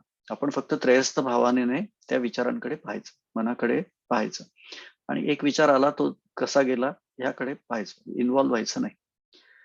यातून तुम्हाला जाणीव होईल की हे विचारांचा जो स्थायी भाव आहे, चंचलता जी आहे, ये arising and passing, arising and passing, तर तो जो भाव आहे तो लक्षात आल्यानंतर तुम्हाला जाणीव होईल की जर अशा टेम्पोरल गोष्टी, अशा अशाश्वत गोष्टींवर मी माझे मानसिक स्वास्थ्य अवलंबून ठेवले, तर माझे मानसिक स्वास्थ्य देखील असंच दोलायमान राहील. त्यामध्ये देखील स्थिरता येणार नाही. आणि जसं तुम्हाला कळेल की हा विचारांचा जो एकानंतर एक येणारा प्रकार आहे, यामध्ये जर मी इन्व्हॉल्व्ह न होता त्या विचारांना त्यांच्या पद्धतीने येऊ जाऊ दिलं, तर त्याचा परिणाम तुमच्या मनावर, तुमच्या शरीरावर प्रचंडपणे सकारात्मक होईल आणि त्या विचारांचा प्रभाव जो आहे तो तुमच्या शरीरावर होणार नाही. कुठलाही नकारात्मक परिणाम तर होणारच नाही, पण इन्व्हॉल्व्ह होऊ न दिल्यामुळे तुमच्या इंद्रियांना ते विचार जसे येत आहेत तसे जातील आणि मनाचं जे एजिटेशन आहे, जे उत्कटता आहे मनामध्ये, बेचैनी जी आहे ती कमी होईल. कारण कुठलाही विचार तुमच्या शरीरावर परिणाम करणार नाही, कुठलाही विचार तुमच्या मनावर तेवढी नकारात्मकता पसरवणार नाही.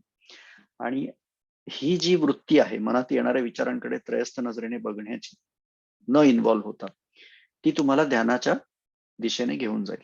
तर आपण हा पुढचा प्रकार आता पुढचे 3 मिनिटं करूयात आणि त्यानंतर आपलं सेशन थांबवूयात. तर ह्या 3 मिनिटांमध्ये आपल्याला काय करायचंय की कुठलेही विचार मनामध्ये येऊ देत, त्यात इन्व्हॉल्व्ह व्हायचं नाही, त्या बाबतीमध्ये कुठलंही संभाषण साधायचं नाही.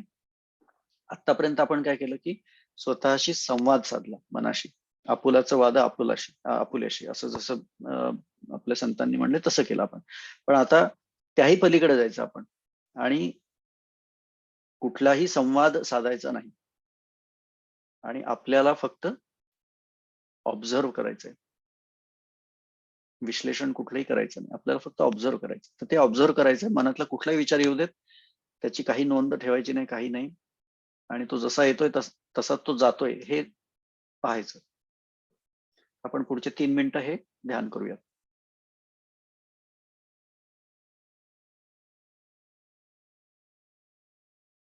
वेळ आता सुरू होतो. Yes, start.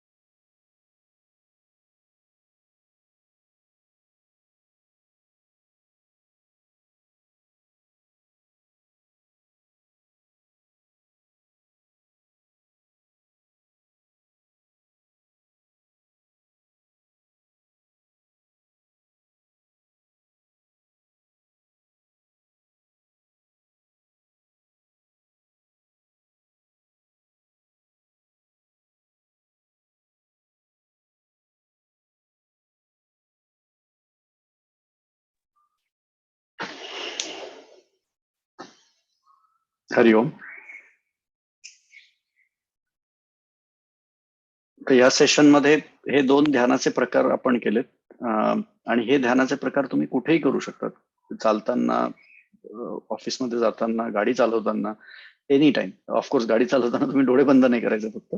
पण कुठल्याही वेळेला तुम्ही हा मनाशी संवाद साधणे किंवा त्रयस्थ भावनेने मनातले विचार पाहणे, अनुभवणे आणि त्यात इन्व्हॉल्व न होणे, हे दोन्ही प्रकार तुम्ही प्रत्येक कुठल्याही त्याला स्थल काल याचं बंधन नाहीये, वेळेचं बंधन नाही. त्यामुळे हा प्रकार तुम्ही ध्यानाचा कुठेही करू शकता. आणि याचा फायदा हा आहे की मनाचे जे वेगवेगळे विचारांचे वादळ असतात ते थोडेसे शांत होतील आणि प्रत्येक विचारांना तुम्ही व्यवस्थित, भावनेला व्यवस्थित प्रोसेस करत आहात.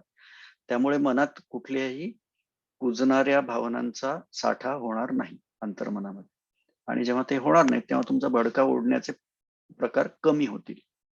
तर हा प्रयोग करून पहा. तर या तिन्ही भागांमध्ये म्हणजे शक्तीचा गुणाकार त्या साधण्यासाठी आपल्याला कुठली तरी एखादी क्रिया निवडायची आहे आणि त्या क्रियेमध्ये आपण हा शक्तीचा गुणाकार अगदी प्रामाणिकपणे प्रयोगशीलतेने साधण्याचा प्रयत्न करायचा आहे. दुसरी गोष्ट म्हणजे मेंदूचे व्यायाम. यामध्ये कम्फर्ट झोनच्या बाहेर जाऊन आपल्याला काही ना काहीतरी प्रक्रिया सुरू करायची, कुठली तरी क्रिया सुरू करायची, ऍक्शन.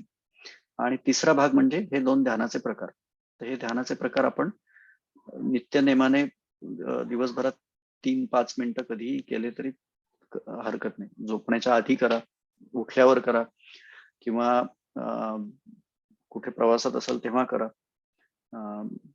लोकलमध्ये, बसमध्ये, कारमध्ये, कुठल्याही वेळेला करू शकता.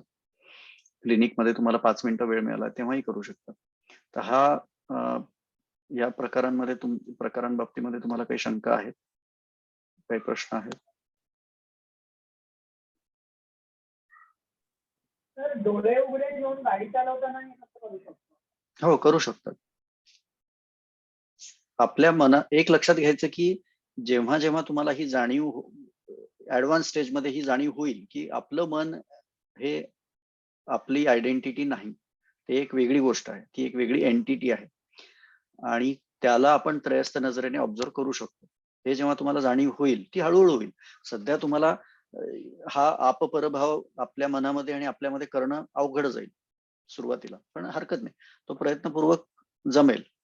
आणि सध्या फक्त ऑब्झर्व करा किंवा एखादा विचारांचं प्रोसेसिंग करायचं असेल व्यवस्थित अनालिसिस करून, विश्लेषण करून, तर ते करा. दोन्ही करा ध्यान. पण यात पहिला जो ध्यानाचा प्रकार आहे त्यामध्ये डोळे बंद करून केलं तर त्यात गती जास्त येईल, कारण इंद्रिय तुम्ही तुमचे थोडेसे क्लोज करत आहात. त्यामुळे बाकीच्या बाहेरच्या आजूबाजूच्या वातावरणाचा परिणाम तुमच्या ह्या संभाषणातून कमी होईल. मनाशी जे संवाद साधायचा आहे तुम्हाला, त्यामध्ये तुमचे इंद्रिय बाहेरून डेटा प्रोसेस करणं थोडंसं थांबलं पाहिजे, कमी झालं पाहिजे. त्यामुळे कानातून वेगळं आवाज येणे, डोळ्यांना वेगळ्या काही गोष्टी दिसणे, यातून तुमची एकाग्रता जी आहे ती भंग होईल आणि मनामध्ये अजून दुसरे विचार येतील. तर ते भरकटणं कमी होण्यासाठी शक्यतो सगळे इंद्रिय बंद करायचे, त्यांचा वापर कमी करायचा.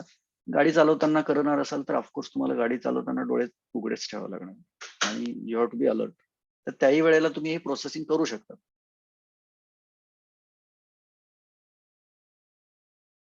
Any other question?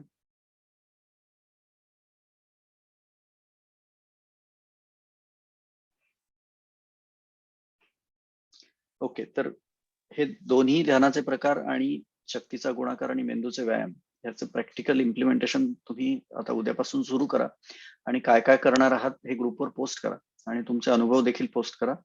आणि सगळ्यात महत्वाची गोष्ट म्हणजे सूर्यनमस्काराच्या बाबतीमध्ये 100% पार्टिसिपेशन ठेवा. कुठलाही एक्सक्यूज स्वतःला देऊ नका आणि त्यात जे अचीव करता येईल तुमच्या कम्फर्ट झोनच्या बाहेर जाऊन ते अचीव करायचा प्रयत्न करा, जेणेकरून आपल्याला दुसऱ्या भागात जे आपण शिकलोय मेंदूच्या व्यायाम, तर त्याचा अनुभव घेता येईल. So all the best. Any other question? Otherwise will close the session today. For a mind blowing session. Thank you very much. God bless you. Welcome. Sir, मला एक प्रश्न विचारायचा आहे. मी सूर्यनमस्कार जेव्हा घालतो, विचारू शकतो सर आता? Yes yes. सूर्यनमस्कार जेव्हा घालतो तसं मी नंबर्स वाढवले, त्यावेळेस मला दम वाढला माझा, दम लागायला लागला थोडक्यात. आणि माझे अगदी मी पहिल्यांदा 5-6 घालायचो अगदी खूप. आता त्याचे 10 केले, आता त्याचे या 2-3 दिवसामध्ये मी 20 केले. पण जेव्हा मी 10च्या पुढे जायला लागलो, त्यावेळेस मला दम लागायला लागला आणि मग जे तुम्ही जसं म्हणाला, की काय म्हणतात ना, अंतर्मुख व्हायचं. त्यावेळेस मात्र अंतर्मुख होता येत नाही कारण कारण दम वाढलेला लागलेला असतो. करेक्ट.